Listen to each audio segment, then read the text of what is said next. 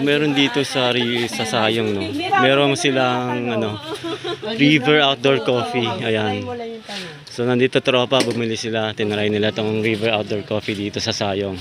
So si sir, si kuya nagtitimpla. Ayan. Tsaka si ma'am, nagtatakip ng mukha, naiya. Ayan, ayan. Every weekend lang daw sila dito.